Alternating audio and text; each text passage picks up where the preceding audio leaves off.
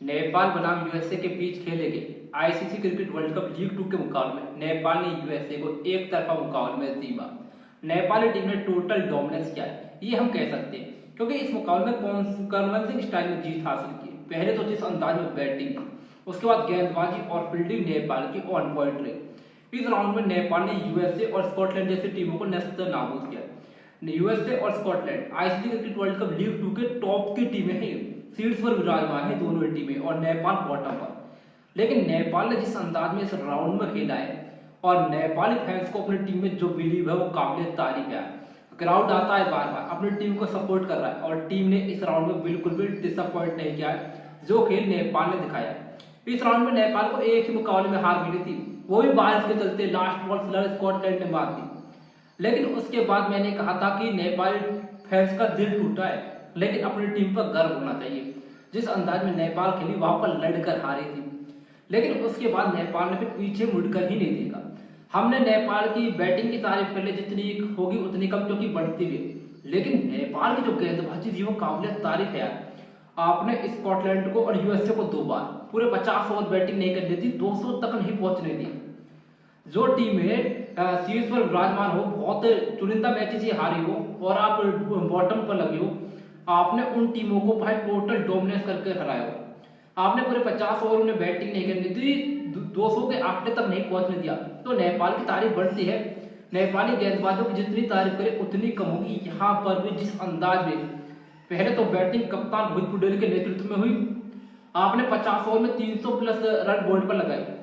उसके बाद संदीप लामाछड़े की नेतृत्व में गेंदबाजी, आपने एक बार भी विपक्षी टीम को 50 ओवर बैटिंग नहीं करनी थी, 200 तक नहीं पहुंचने थे। कन्वेंसिंग स्टाइल में आपने जीत हासिल की, तो आपकी तारीफ तो बनती है। ICC cricket world cup league 2 का राउंड नेपाल के लिए बेहद ही जरूरी था, क्योंकि भाई नेपाल अब तक बहुत नीचे लगी हुई थी, नाम मात्र कुछ मुकाबले जीते हुए थे। लेकिन जो नेपाली टीम का सपना है, जो नेपाली फैंस का सपना है 2027 का वर्ल्ड कप, एक ही लक्ष्य है इनका 2027 के वर्ल्ड कप में पार्टिसिपेट करना। अगर आप भाई ऐसे ही खेलेंगे तो आप कमाल का क्रिकेट खेल रहे हैं, आपका ये सपना जरूर पूरा होगा।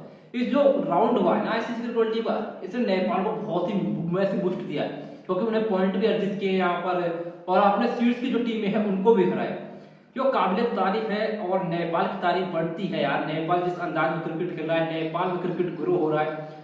अब जब ये आईसीसी लीग 2 के मैचेस चल रहे हैं, यहाँ पर भाई इंग्लैंड के पूर्व कप्तान एंटी फ्लिंटॉफ यहाँ पर आए हुए थे, और बड़े बड़े क्रिकेटर नेपाल में विजिट कर रहे हैं। और नेपाली क्रिकेट पर आईसीसी ध्यान दे रहा है, लोगों का नजरें जा रही है नेपाल क्रिकेट पर। क्यों जा रही है? क्योंकि नेपाल क्रिकेट अच्छा कर रहा है, नेपाल क्रिकेट ग्रो कर रहा है, और यह बहुत ही अच्छी बात है। नेपाल में बहुत क्रेज है क्रिकेट का, लोगों में बहुत प्यार है क्रिकेट के लिए, और नेपाली टीम उन्हें डिसअपॉइंट नहीं कर रही है। इस राउंड में जिस अंदाज में नेपाल ने खेला भाई, दिल खुश हो चुका है। नेपाली फैंस को गर्व होना चाहिए इस टीम पर, जिस प्रकार की इनकी टीम खेल रही है। एक एक की आप तारीफ कर ले, कुशल भुरतेल ने शानदार शतक लगाया था अपने कमबैक पर, रोहित पटेल की कप्तानी ले ली, उनकी बल्लेबाजी, आर्य का ऑलराउंडर प्रदर्शन, आरिफ शेख की कंसिस्टेंसी, गुलशन झा जैसे ऑलराउंडर है आपके पास है, सोमपाल कामी, करण केसी जैसे गेंदबाज, नंदन यादव जैसा नया तेज गेंदबाज है, ललित राजवंशी जैसा लेफ्ट आर्म स्पिनर, और स्टार लामाछंड जैसा लेग स्पिनर। और चाहिए क्या, टीम के पास सब कुछ है, और टीम कमाल भी कर रही है, लाजवाब है, कमाल का क्रिकेट खेल। इस मुकाबले की तरफ चलते हैं, जहां पर पहले बैटिंग करनी थी नेपाल की ओर से कुशल भुरतेल और आरिफ शेख की ओपनिंग जोड़ी। भाई दोनों ही गजब यार, दोनों की जुगलबंदी गजब है। आसिफ शेख और कुशल भुरतेल भाई गजब के ओपनर नए नेपाल क्रिकेट के लिए। दोनों ने ज्यादातर मैचों में अच्छी साझेदारी की है, दोनों की जुगलबंदी अच्छी है, दोनों की पार्टनरशिप अच्छे, दोनों दोस्त अच्छे हैं। और यहाँ पर भी अपनी टीम को कमाल की शुरुआत थी, अच्छी नींव रखी। लेकिन कुशल भुरतेल कह सकते हैं आप अनफॉर्चुनेट रहे, सेट हुए, 29 पर आउट हो गए। यही कहानी आसिफ शेख की थी यार। आसिफ प्रॉपर क्रिकेटर है यार, जो कव्वाल के शॉट खेलते हैं, प्रॉपर ऑर्थोडॉक्स क्रिकेट शॉट खेलते हैं। 43 रन है। तो भाई ईशान पांडे भाई ये खोज रहे हैं। ईशान पांडे ने जिस अंदाज में बैटिंग की है वो काबिल तारीफ। स्कॉटलैंड के खिलाफ जिस अंदाज में अपने पहले मुकाबले पर नाबाद मैच जिताया, उसके खिलाफ एक बार बेहतरीन बल्लेबाजी पिछले मुकाबले में अरशद लगाया, उसी फॉर्म को कैरी किया, लगातार दूसरी 50 पूरी की।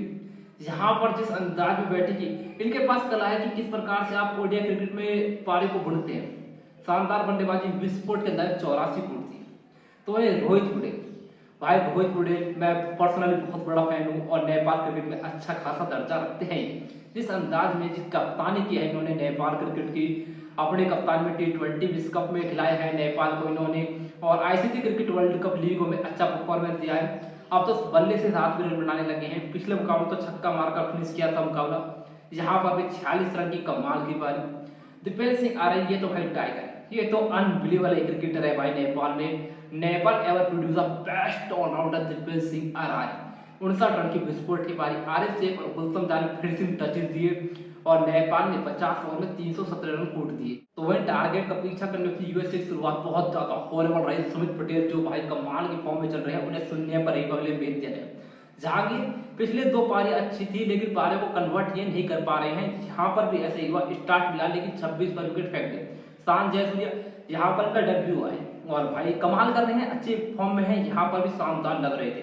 लेकिन पारी 27 पर समाप्त हो गई। साई तेजा मुक्का मारा, 1 शतक जरूर लगाया भाई, 1 शतक लगाया है, लेकिन उसके इर्द गिर्द पारियां आई हैं लेकिन पारियां बड़ी नहीं है। जिस प्रकार के साई तेजा मुक्का प्लेयर है, इस युवा में बहुत ही पोटेंशियल है, यहाँ पर 22 पर आउट हो गए। लेकिन यूएसए की ओर से संजय कृष्णा मूर्ति ने लड़ाई लड़ी। भाई मैं बहुत बड़ा फैन हूँ, बहुत ही अट्रैक्टिव क्रिकेटर लगते हैं जब कृष्णा मूर्ति खेल रहे हैं। बहुत ही विस्फोट के बल्लेबाज है, ऑर्थोडॉक्स प्रॉपर क्रिकेटर है। जिस अंदाज में कृष्णा मूर्ति खेले, मैंने इन्हें पर्सनली फॉलो किया है, मैंने इन्हें एमएलसी में देखा है। बहुत ही गजब के क्लासी प्लेयर है। ना ही ऊपर से किसी ने साथ दिया, ना ही नीचे किसी ने साथ दिया, अकेले ही लड़ते रह गए और 54 रन की विस्फोट के बाद।